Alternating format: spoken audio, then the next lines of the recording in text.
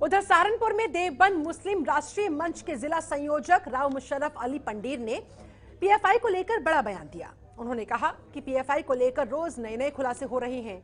ये हिंदू समाज के लोगों को लालच देकर धर्म परिवर्तन करवा रहे हैं ताकि भारत को एक इस्लामिक राष्ट्र बनाया जा सके। यही इनके मंसूबे, गजवाए हिंद की इनकी ये साजिश।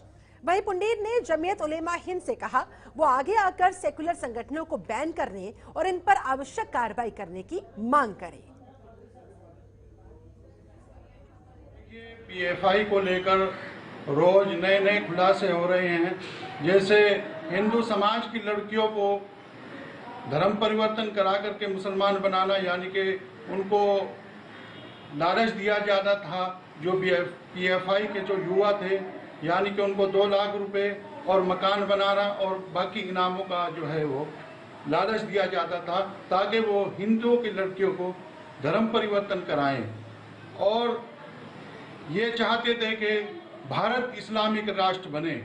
मैं समझता हूं तमाम मुस्लिम संगठनों को और खासकर जमीयत उलमा हिंद को आगे आकर इस पर बैन लगाने की मांग करनी चाहिए और जितने भी सेकुलर संगठन हैं भारत के अंदर, उन तमाम को आगे आकर के जो है इस पर प्रतिबंध लगाने की और सख्त कार्रवाई करने की मांग करनी चाहिए। जय हिंद, जय भारत।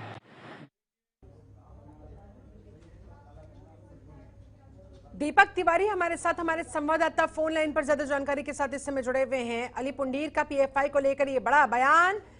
जाहिर तौर पर दीपक, अब पीएफआई को बैन करने की जो मांग है वो तेज होती हुई, और पंडीर भी कह रहे हैं, तमाम उलेमाओं से दरख्वास्त कर रहे हैं कि भैया सामने आइए, पीएफआई को बैन करने की मांग उठाइए ताकि इस तरह के संगठन पर पूरी तरह से बैन लगते हुए इनके मंसूबों को यहीं पर फुल स्टॉप लगाया जा सके, खत्म किया जा सके।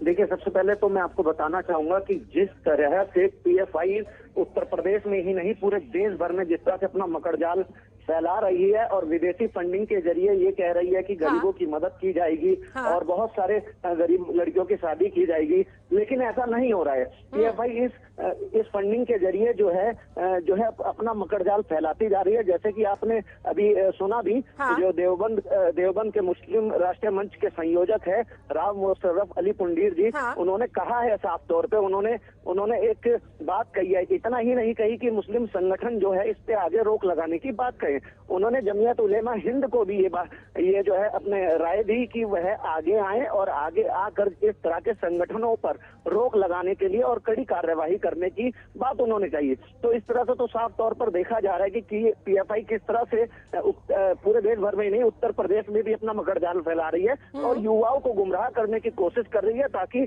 हिंदू लड़कियां हैं, हिंदू बच्चियां हैं, उनको बरगलाएं और लालच दें, मकानों का लालच दें, अन्य इनामों का लालच दें और उल्टे सीधे हिंदू। और ये बहुत जरूरी भी है दीपक, क्योंकि पीएफआई जैसे संगठन में जो मुस्लिम सदस्य होते हैं, दरअसल वो तो आतंकी कनेक्शन उनके गलत मंसूबे, और इसकी वजह से जो आम मुसलमान है, जो देशभक्त मुसलमान है, उन्हें कहीं ना कहीं खामियाजा भुगतना पड़ता है, उन्हें कहीं ना कहीं ताने सुनने पड़ते हैं।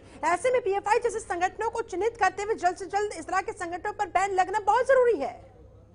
बिल्कुल सही कह रहे हैं आप। जिस तरह से देवबंद के मुस्लिम राष्ट्रीय मंच के जो संयोजक है, उनका साफ तौर पर कहना था कि आम मुसलमानों को भी इस चीज की ओर ध्यान देना चाहिए। और जो है मुस्लिम संगठन जो पीएफआई के द्वारा जुड़ के जो है इस तरह की गतिविधियों को अंजाम दे रहे हैं, जमीयत उलेमा से भी उन्होंने अपील करी, जमीयत उलेमा हिंद से भी उन्होंने अपील करी कि आप आगे आए और सरकार की मदद करें और साथ ही जो है इन मामलों में रोक लगाने के साथ साथ उचित कार्रवाई करने की बात भी मांग भी रखे आगे। जी बिल्कुल, अब देखने वाली बात होगी कि अली पंडीर के इस बयान का और कितने मुस्लिम धर्मगुरु या फिर उलेमा समर्थन करते नजर आते हैं, पीएफआई पर बैन की मांग करते नजर आते हैं। फिलहाल बहुत शुक्रिया आपका दीपक तिवारी इस पूरी बातचीत के लिए, जानकारी के लिए।